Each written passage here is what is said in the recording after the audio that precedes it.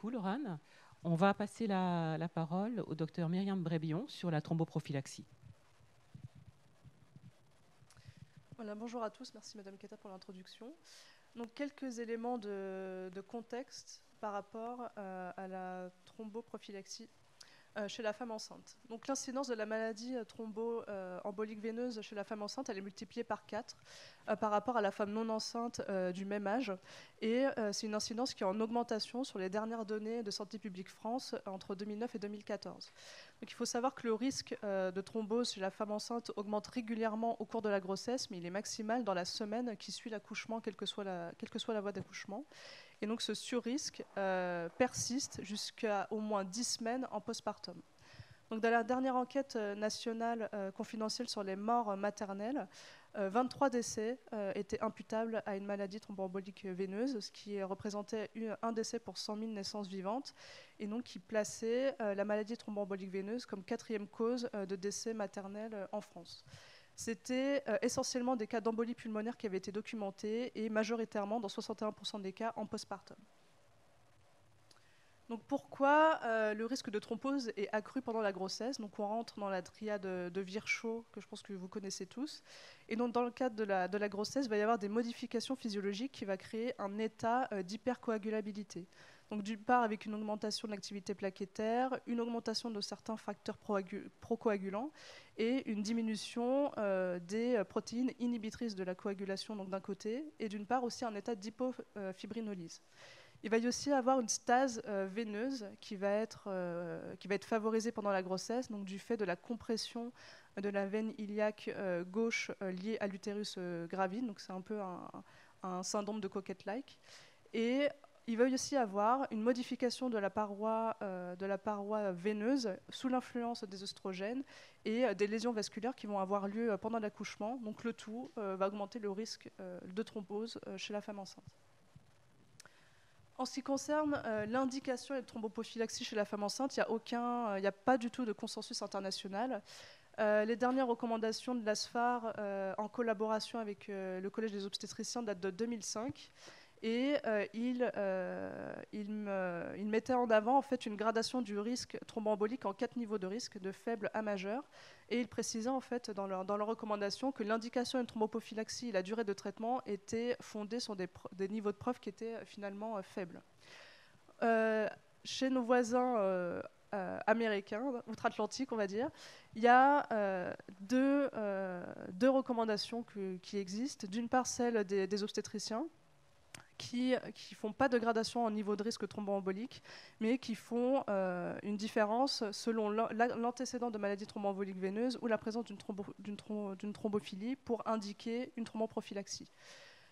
Le CHEST, aussi américain, font eux par contre une gradation du niveau de risque thromboembolique chez la femme enceinte en fonction de la présence de facteurs de risque majeurs ou mineurs. Et les Anglais, le collège d'obstétriciens anglais fait aussi une gradation en 3 niveaux de risque, et on va le détailler juste après, sur les recommandations de 2015 qui sont les plus détaillées sur le sujet. Donc, en antépartum, l'indication à une thromboprophylaxie va reposer sur l'évaluation du risque thromboembolique. Donc ici, on a les recommandations du collège des obstétriciens anglais donc qui datent de 2015, qui grade le niveau de risque en 3 niveaux, en risque élevé, intermédiaire ou faible. À partir du moment où on a un antécédent de maladie thromboembolique veineuse, la femme est d'emblée placée en niveau élevé de récidive de thrombose. Et donc dans ce cas-là, il y a une indication à une thromboprophylaxie pendant toute la durée de la grossesse, et ce jusqu'à 6 semaines en postpartum. Ensuite, vous avez ici une liste de facteurs de risque qui vont être classés comme intermédiaires, dont le fait d'avoir été hospitalisé pendant la grossesse, le fait d'avoir une phlébite dans un contexte chirurgical, et surtout le fait d'avoir des antécédents de maladies à risque thrombotique telles que la thrombophilie. Donc ça classe tout de suite en risque intermédiaire de thrombose pendant la grossesse. Et dans ce cas-là, il y a aussi une indication à une thromboprophylaxie, cette fois à partir de 28 semaines d'aménorrhée, et ce jusqu'à 6 semaines en postpartum. Ensuite, les experts ont fait une différence avec tout ce qui est facteur de risque jugé comme mineur. Donc vous avez la liste juste en dessous. Y compris dedans, on a l'âge supérieur à 35 ans, le fait d'avoir une multiparité supérieure à 3, l'obésité. Et en fonction de ce nombre de facteurs de risque mineurs, il va y avoir une gradation. Donc à partir du moment où on a plus de 4 facteurs de risque mineurs, on est considéré comme un risque élevé de risque de thrombose veineuse. Donc dans ce cas-là, comme pour le cas d'un antécédent de maladie thromboembolique veineuse, on a une indication de thromboprophylaxie pendant toute la grossesse, et ce jusqu'à 6 semaines en postpartum. En cas de 3 facteurs de risque mineurs, on est considéré comme risque intermédiaire, et donc aussi une indication de thromboprophylaxie jusqu'à 28 semaines, à partir de 28 semaines en antépartum, jusqu'à 6 semaines en postpartum. Et en cas de présence de 2 facteurs de risque, la patiente est jugée comme un risque faible. Et donc, il y a une indication et une thromboprophylaxie, cette fois à partir du postpartum, et ce pendant 10 jours. S'il y a une présence d'un seul de facteur de risque faible ou aucun, il n'y a pas d'indication de thromboprophylaxie. Et donc, ça repose sur des mesures habituelles de port de bas de contention et de mobilisation. Donc à partir du moment où on a une indication et une thromboprophylaxie, il va se poser la question de la gestion de l'anticoagulation préventive en perpartum, notamment en salle de naissance, au moment où il va falloir poser l'analgésie périmédulaire et le retrait du cathéter. Donc pour ça, il y a des recommandations claires de l'ASFAR et de l'EJA sur le sujet. Donc à partir du moment, il faut un délai en fait de 12 heures entre la dernière injection prophylactique d'anticoagulants et la pose ou le retrait du cathéter périmédulaire. Et à partir du moment, pour reprendre le traitement anticoagulant à dose préventive, il faut un délai de 4 à 6 heures à partir de la pose ou du retrait de ce cathéter. Ensuite, en postpartum, dans le cas particulier de la césarienne, donc on l'a vu précédemment, il n'y a pas de consensus international par rapport à l'indication de la thromboprophylaxie. Donc ici, je vous présente le protocole qu'on a mis en place dans notre centre à Necker, donc qui colle en fait nous à nos pratiques cliniques. Et on a fait le choix de se reposer sur les recommandations anglaises que je vous ai présentées précédemment, avec une gradation en 3 niveaux de risque: faible, modéré et élevé, et en fonction de facteurs de risque qui sont considérés comme majeurs ou mineurs, ce qui colle aux recommandations américaines. Donc l'indication de la thromboprophylaxie dans le contexte de césarienne va dépendre du degré d'urgence de cette césarienne, si elle était programmée ou urgente justement, et en fonction de la présence de facteurs de risque majeurs ou mineurs. Donc en postpartum de césarienne, on va considérer que le facteur de risque va être faible si on est dans un contexte de césarienne programmée, ou alors si on n'a pas de facteur de risque du tout ou un seul facteur de risque. À ce moment-là, il n'y aura pas d'indication de thromboprophylaxie. Idem en cas de césarienne en urgence sans facteur de risque majeur. Ensuite, dans le cas d'un niveau de risque modéré, il va y avoir une indication d'une thromboprophylaxie associée à un port de bas de contention, ce pendant 10 jours. Et en cas de risque élevé, on va y avoir aussi une indication à une thromboprophylaxie en postpartum, mais cette fois de durée prolongée, donc pendant 6 semaines. En conclusion, le risque de maladie thromboembolique veineuse, il est majoré pendant la grossesse et surtout en postpartum. Son évaluation du risque thromboembolique doit être systématiquement faite de manière individuelle pour chaque parturiente pour définir s'il y a une indication ou non à une thromboprophylaxie pendant la grossesse et en postpartum. Si une indication à une thromboprophylaxie, il faut penser au délai d'arrêt de cette anticoagulation en perpartum pour la pose d'analgésie péridurale. Et en l'absence de consensus international, on a quand même pas mal de bases de travail pour établir finalement des protocoles de service qui soient adaptés à son centre. Très bien. Merci beaucoup, Myriam, pour cette belle présentation. Là aussi, pour l'instant, pas de questions, mais on fera une petite synthèse parce que les questions arrivent au fur et à mesure, mais voilà, décalées par rapport au topo. Donc, vous l'avez bien dit, hein, une des difficultés, c'est qu'il y a une absence de consensus entre toutes ces différentes recommandations internationales. Certaines prennent en compte des facteurs de risque, mais ne les gradent pas en termes de majoration ou pas de risque. Et c'est peut-être là aussi pour nous, praticiens, finalement, de savoir sur quelle de ces recommandations s'appuyer. À votre avis, quels sont les éléments les plus pertinents à prendre en compte? L'odd ratio, sans doute, ou en termes d'augmentation du risque ou de la présence de tel ou tel facteur? Il y a des facteurs majeurs qui existent, qui ont été documentés. Ce qui est plus souvent retrouvé, c'est l'antécédent de maladie thromboembolique veineuse, le fait d'avoir une thrombophilie sévère. Donc dans la thrombophilie sévère, on parle de déficit en protéine C, en protéine S, en antithrombine 2.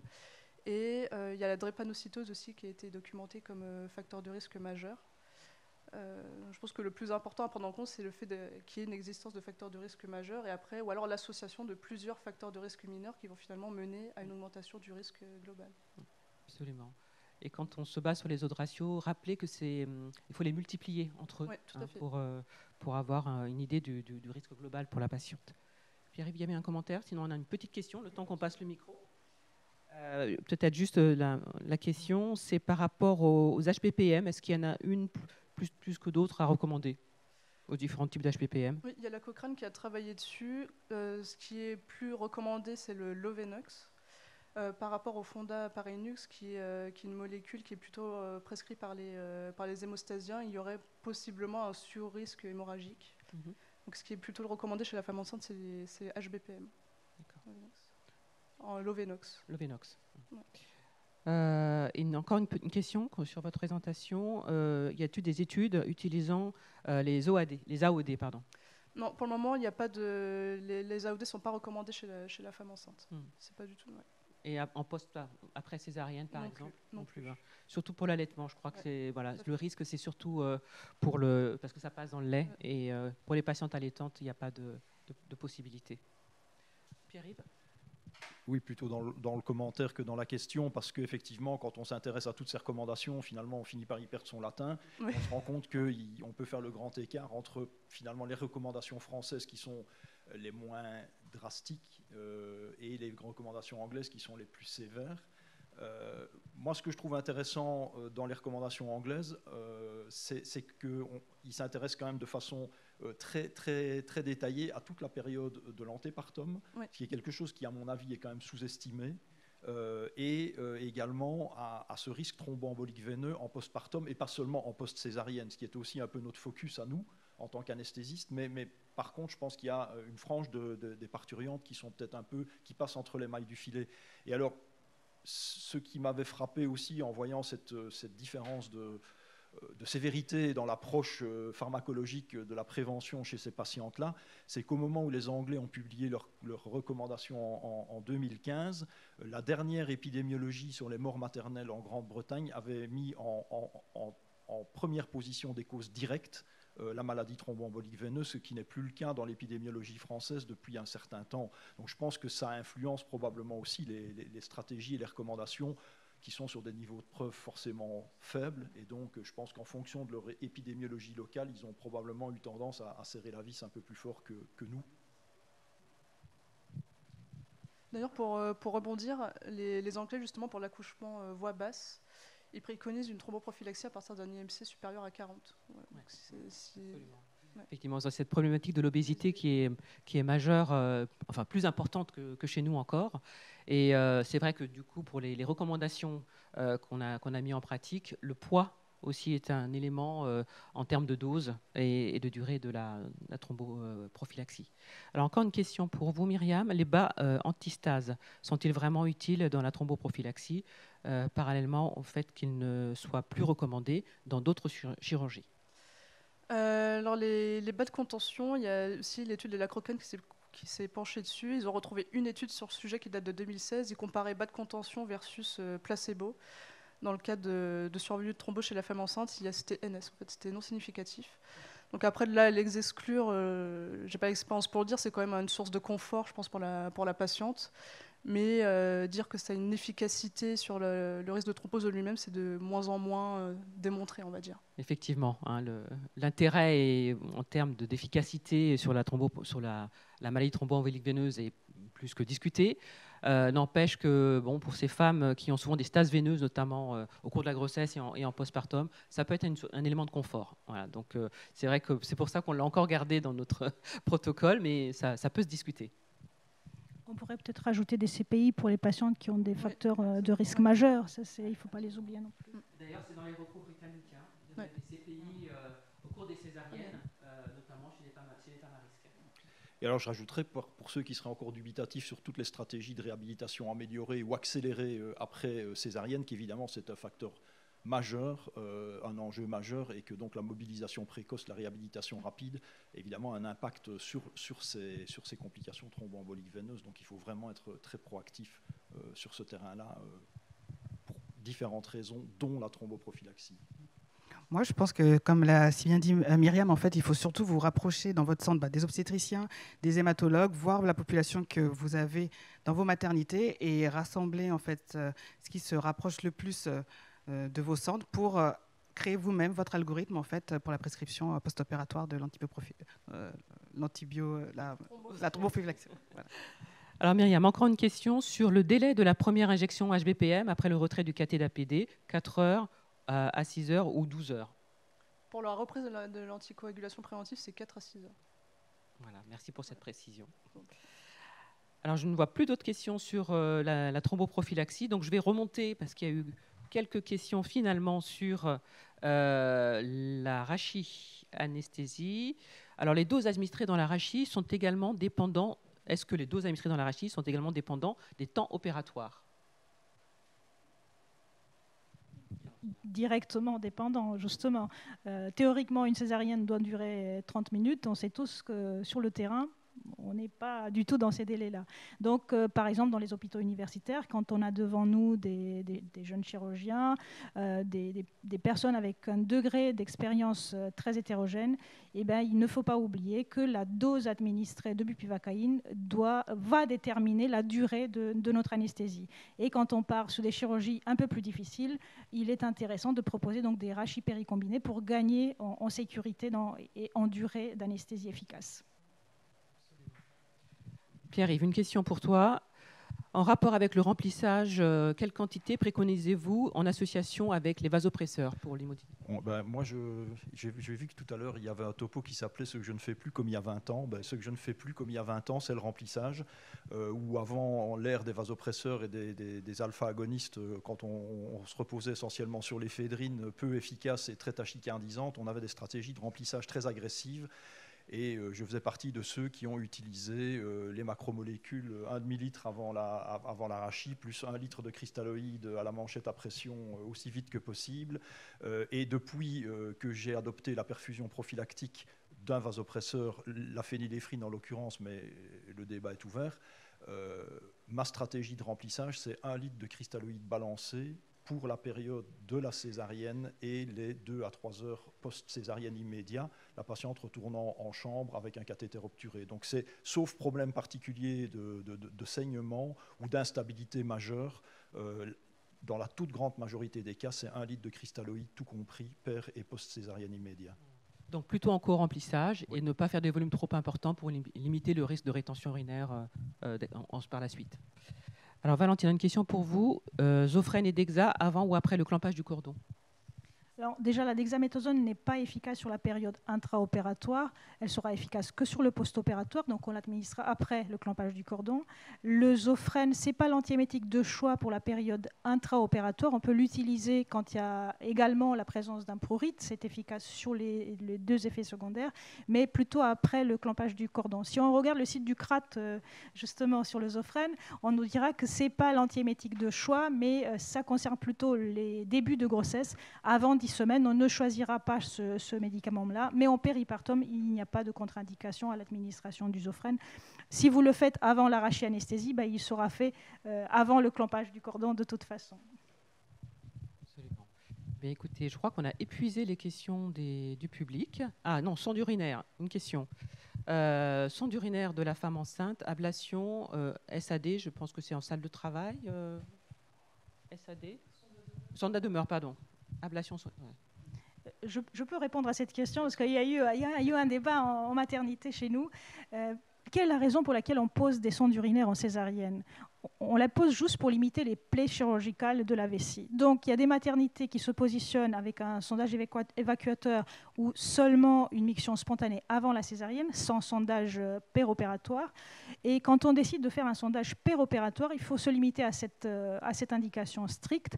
Par contre, il faut mettre en place un protocole de surveillance de la miction spontanée par des bladder scans, par la mesure du volume vésical restant après la reprise de la miction spontanée. Je dirais que le défi n'est pas si on l'enlève à H0, à H2 ou à H4, le défi est plutôt dans la surveillance de la reprise de la miction spontanée. Absolument, j'abonde absolument dans ce sens, pour éviter les distensions majeures, voire des claquages de vessie qu'on a pu observer. C'est vraiment le suivi et d'être sûr que cette patiente reprend une miction après cette ablation de la sonde urinaire dans les heures qui suivent par des contrôles bladder scan ou échographie, parce que les obstétriciens font facilement aussi des échos de contrôle, et en tout cas vérifier qu'elle a bien repris une miction. Et le volume résiduel, c'est important aussi de vérifier ça, effectivement, notamment dans certains cas. 2 secondes. Il y a 12% de risque de rétention aiguë d'urine. Ces 12%, on les aura tant qu'on a administré des morphiniques en intratécale, tant que la césarienne s'est faite à dilatation complète et que le risque obstétrical propre se rajoute à ce risque de rétention aiguë d'urine. Ouais. Je voulais juste rajouter que par rapport aux stratégies peut-être un peu sophistiquées de bladder scan ou d'échographie, en fonction des structures dans lesquelles on évolue, on a peut-être tendance à tout ramener à nos CHU. On peut aussi prévoir des protocoles où on dit qu'après l'ablation de la sonde vésicale, on tolère un délai arbitraire de 6 heures ou 8 heures avant de proposer un sondage in-out ou taliquid, et ça permet d'éviter le claquage vésical, et ça ne concerne quand même qu'une infime minorité des patients. Donc je pense qu'il faut, même si on n'a pas un bladder scan et si on n'a pas quelqu'un qui peut faire une échographie de vessie, il faut mettre en place une stratégie de retrait précoce et de surveillance et de réaction, peut-être un peu standardisée si nécessaire. Merci beaucoup. Il est temps de conclure. Merci aux orateurs, oratrices pour ces formidables topos. Merci au public pour l'interactivité. Vous l'aurez compris, cette période du péripartum est une période de turbulence au niveau physique, émotionnel, avec des petits mots, on va dire prurite, nausées, vomissements, des situations plus complexes et à risque, comme les maladies thromboemboliques ou les douleurs qui sont parfois qui peuvent devenir des douleurs chroniques. Donc, vous l'avez vu, on a les moyens finalement d'identifier, de prévenir et de traiter la plupart de ces situations. Il faut s'en donner les moyens, et c'est ce qu'on vous invite à faire. Merci à tous et à toutes.